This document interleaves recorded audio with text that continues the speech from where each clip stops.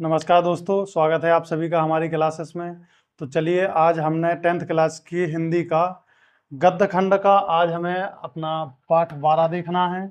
पिछली क्लासेस तक हमने पाठ 11 तक कर चुके हैं गद्य खंड को। तो दोस्तों, आज हम पाठ 12 को देखेंगे। चलिए देखते हैं कि हमारे पाठ का नाम है संस्कृति और इसके कवि हैं भदंत आनंद कौशल्यायन।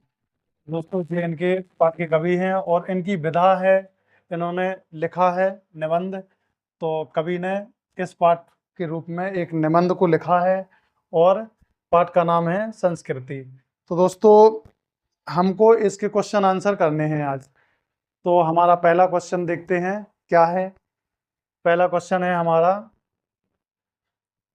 लेखक की दृष्टि में सभ्यता और संस्कृति की सही समझ अब तक क्यों नहीं बन पाई। तो दोस्तों, हमने प्रश्न में पढ़ा है कि लेखक की दृष्टि में सभ्यता और संस्कृति की सही समझ अभी तक क्यों नहीं बन पाई। तो इसका आंसर हमें देना है। तो आंसर में हमारा लिखा है, लोग सभ्यता और संस्कृति शब्दों का प्रयोग तो खूब करते हैं। तो दोस्तों, आप लोगों ने भी आम बोलचाल में सुना होगा कि लोग मतलब बोलते हैं कि जिस सभ्य है, ऐसी सभ्यता है, ऐसी संस्कृति में रहना चाहिए। तो मतलब बातें तो सभी करते हैं, सभ्यता की बातें करते हैं, लेकिन क्या वो खुद सभ्य हैं, इसकी पहचान कैसे होगी। और संस्कृति की भी बात करते हैं कि हमारी संस्कृति ऐसी है, हमें ऐसा रहना चाहिए।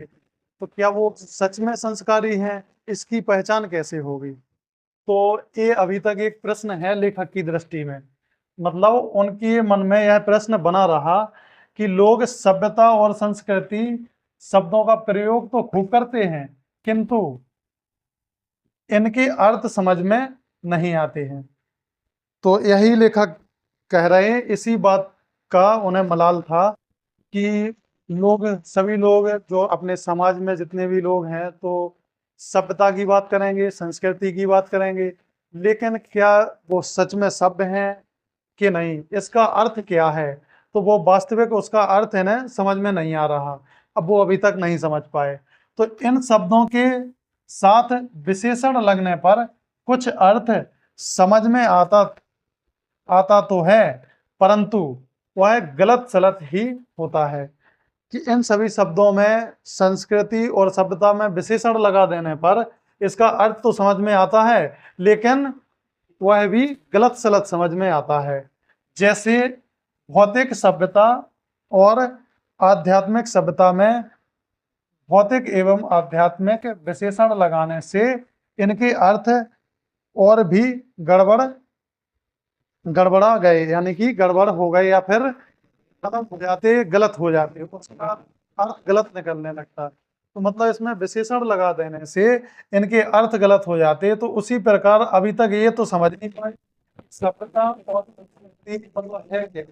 बात तो सभी करते हैं, जैसे भौतिक और अध्यात्म में विशेषण लगा देने से इनके अर्थ भी गड़बड़ा जाते हैं या फिर गलत हो जाते हैं। यही कारण है कि सभ्यता और संस्कृति शब्दों की सही समझ अभी तक नहीं हो पाई है। तो दोस्तों, यही कारण है कि बात तो सभी करते हैं, लेकिन अभी तक इसकी सही समझ नहीं हो पाई है कि वाकई में सभ्यता क्या है और संस्कृति क्या है। ये सब बातें लेखक ने हमसे कही हैं पाठ में। तो दोस्तों, हमको इनको याद रखना है और अपना अगला क्वेश्चन देखेंगे। जब तक आप लोग इसको अपने कॉपी में इसको उतार लें तो नोट कर लें।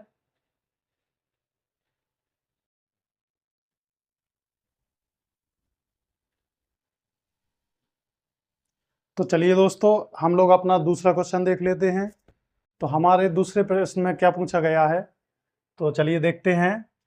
हमारा दूसरा प्रश्न कह रहा है कि आग की खोज एक बहुत बड़ी चीज क्यों मानी जाती है। मतलब आग की जब खोज भाई, तो एक अपने आप में एक बहुत बड़ी उपलब्धि मानी जाती है। तो ये क्यों मानी जाती है, हमको ये बताना है। और इस खोज के पीछे रही प्रेरणा के मुख्य स्रोत क्या रहे होंगे। मतलब यह खोज, मतलब आग की खोज करने के पीछे कौन से कारण रहे होंगे कि हमें आग की कमी महसूस हुई, तो हमने आग की खोज की मानव ने। तो हमको यह 2 क्वेश्चन रिलेटेड हैं, तो ये बताने हैं। तो इसका आंसर हम लोग ने लिखा है, तो चलिए देखते हैं दोस्तों कि आग की खोज सभ्यता की खोज की प्रारंभिक खोजों में से एक है। दोस्तों, जब सभ्यता की खोज हुई मानव की, पहले मानव जानवरों जैसा था, जिसे हम लोग आदि मानव भी कहते थे। तो जब इंसान डेवलप हुआ, उसका दिमाग विकसित हुआ, तब उसकी कई ज़रूरतें हुई और उसके दिमाग का विकास हुआ, तो अलग अलग प्रकार की उसके मन में सोचें आई कि क्या हमको खाना चाहिए, क्या नहीं खाना चाहिए। तो जब सभ्यता आई मानव में, तो सभ्य इसीलिए लिखते हैं कि सभ्यता की खोज की प्रारंभिक खोजों में से एक है, कि जब मानव की सभ्यता की प्रारंभिक जो यानी कि पहले खोजें की गई, तो उसमें से एक खोज आग भी है। तो रात में अंधेरा रहता था, जानवरों का खतरा बना रहता था। तो एक प्रमुख कारण तो हमने लिखा है कि यह भी होगा उस समय कि रात का अंधेरा रहता था। आज के जैसी लाइटें तो रहती नहीं थी पहले, तो अंधेरा मिटाने के लिए भी आग की जरूरत थी। तो एक प्रमुख कारण था कि जानवरों का खतरा बना रहता था और रात में अंधेरा रहता था और प्रकाश नहीं था।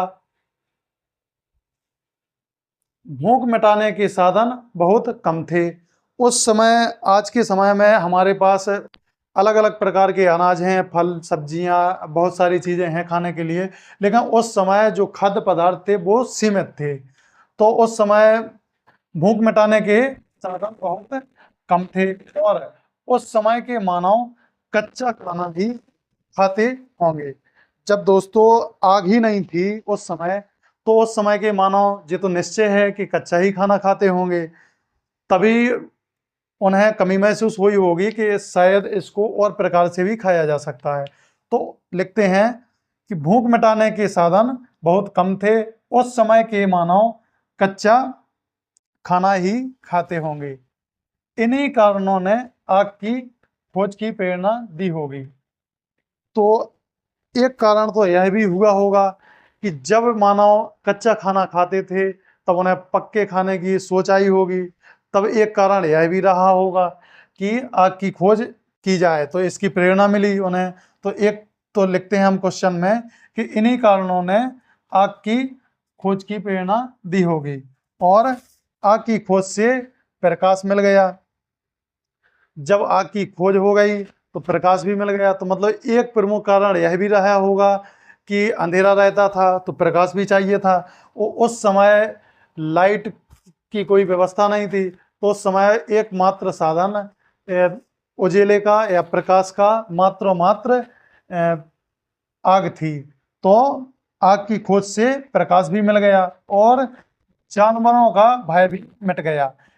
जब अंधेरा रहता था तो कई सारे जानवर, जहाँ पर हमारी झोपड़ी बनी या फिर मकान बने, तो वहाँ पर आकर कुछ भी अनर्थ कर सकते थे। तो जब हमें आग की पहचान हो गई और आग की खोज हो गई, तो अब बाहर हम लोग मतलब जो भी मानव हुआ करते थे उस समय, तो वो लोग आग जला देते थे, तो जानवरों का भी खतरा मिट गया और खाना पकाकर खाया जाने लगा। तो जब आग की खोज हो गई तो खाना उन्होंने पकाया, तो खाना फिर उस समय से आज तक भी हम लोग पकाकर ही खाते हैं। तो इस प्रकार से हमारा आंसर था। एक बार चलिए फिर से रिपीट करते हैं कि आग की खोज सभ्यता की खोज की प्रारंभिक खोजों में से एक है। जब रात में अंधेरा रहता था, जानवरों का खतरा बना रहता था और प्रकाश नहीं था, तो भूख मिटाने के साधन भी बहुत कम थे उस समय। तो उस समय के मानव कच्चा खाना ही खाते होंगे और इन्हीं कारणों से आग की खोज की प्रेरणा दी होगी। तो यही कारण रहे होंगे कि उन्हें आग की खोज की प्रेरणा मिली और आग की खोज से प्रकाश मिल गया और जानवरों का भय भी दूर हो गया और खाना पकाकर खाया जाने लगा। तो दोस्तों यह हमारा आंसर था इन प्रश्नों का। तो चलिए आप लोग इसको नोट कर लीजिए और अच्छे से समझ लीजिए। अगर एक बार में आपकी समझ में ना आए तो इस वीडियो को दोबारा देखें। दोस्तों जब तक आपकी समझ में ना आ जाए क्लास में ही, जब तक आप लोग इसे रिपीट करें, क्योंकि एक बार अच्छे से समझ जाने पर फिर हमें दूसरा नहीं पढ़ना पड़ता। तो चलिए देख लें।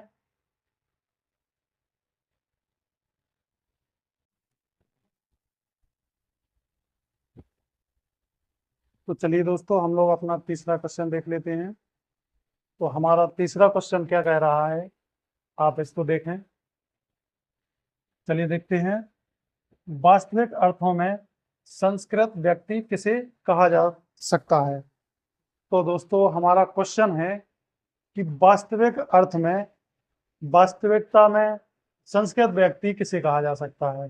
वैसे तो मतलब हम लोग कहते हैं कि यह सुसंस्कृत व्यक्ति है या फिर यह संस्कृति पर चलने वाला व्यक्ति है, लेकिन वास्तविक अर्थों में कि वास्तव में यह संस्कृत व्यक्ति है या नहीं, इसकी पहचान हम लोग कैसे करेंगे, तो यही हमको इस आंसर में बताना है। चलिए देखते हैं। अपने विवेक द्वारा जो व्यक्ति किसी नए तथ्य के दर्शन करता है। जब किसी व्यक्ति में अपना खुद का विवेक हो, अपनी खुद की बुद्धि हो, ना कि किसी के बताए मार्ग पर चले, अपने खुद के विवेक द्वारा वह किसी तथ्य के, मतलब कोई भी आविष्कार किया उसने, तो वह खुद उसके दर्शन करे, यानी कि वह उसे उसका आविष्कार स्वयं करे। तो किसी तथ्य के दर्शन करता है और नई खोज करता है।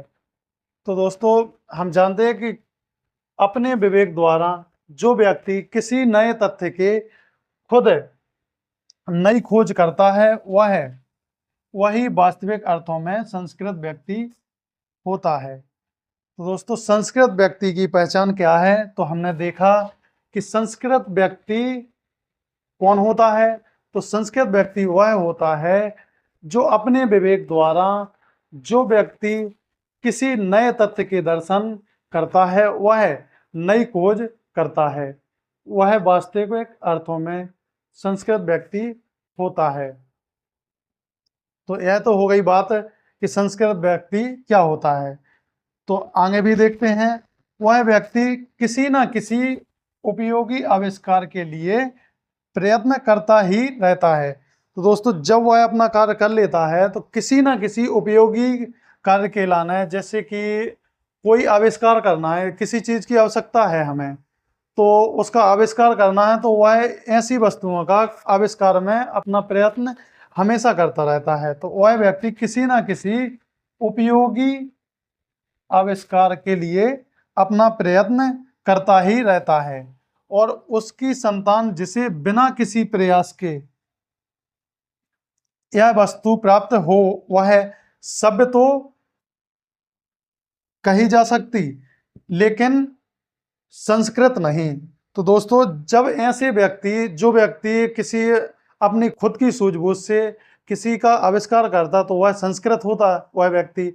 और ऐसे व्यक्ति की अगर संतान, उसके बच्चे हैं, और उन्हें वह खोज करी कराई मिल जाए मान लीजिए, तो ऐसे व्यक्ति जो उनकी संतान है वो सभ्य तो माने जाएंगे, लेकिन यह कह रहे हैं कि संस्कृत नहीं माने जाएंगे। वास्तविक संस्कृत तो आविष्कारक, अब जो आविष्कार होता, जो आविष्कारक होता, वह व्यक्ति ही वास्तविक संस्कृत होता है। तो लिखते हैं वास्तविक संस्कृत तो आविष्कार करने वाला ही होता है। तो जो आविष्कार करने वाला है, जो अच्छी वस्तुएं, अच्छी चीजों का आविष्कार करने वाला है, वास्तविक रूप में उसी को संस्कृत व्यक्ति कहा जाएगा। तो यह हमारा आंसर था। दोस्तों एक बार इसे फिर से देख लें। वास्तविक अर्थों में संस्कृत व्यक्ति किसे कहा जा सकता है। तो जैसा कि हमने आपको पहले भी समझाया है कि अपने विवेक द्वारा जो व्यक्ति नए तथ्य के दर्शन करता है, अपने स्वयं के विवेक के द्वारा जो व्यक्ति अपने किसी नए तथ्य के लिए सोचता है या फिर उसे तो नई खोज करता है, तो जब वह व्यक्ति अपनी सूझबूझ से कोई नई खोज करता है, तो वास्तविक अर्थों में ऐसे व्यक्ति को ही संस्कृत व्यक्ति कहते हैं। और वह व्यक्ति किसी न किसी उपयोगी आविष्कार के लिए प्रयत्न करता रहता है।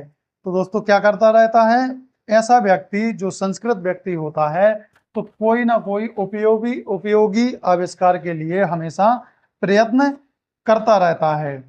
और उसकी संतान जिसे बिना किसी प्रयास के उसका किया गया उपयोग हो, जो प्रयोग हो, वो अगर उसकी संतान को मिल जाए तो ऐसे को संस्कृत नहीं कहा जा सकता, ऐसे व्यक्ति को मात्र सभ्य कहा जा सकता, क्योंकि उसके पिता का दिया हुआ है उसके पास जो भी है, तो उस व्यक्ति को सभ्य तो कहा जाएगा लेकिन संस्कृत नहीं कहा जाएगा, क्योंकि वास्तविक संस्कृत को आविष्कार करने वाला ही होता है।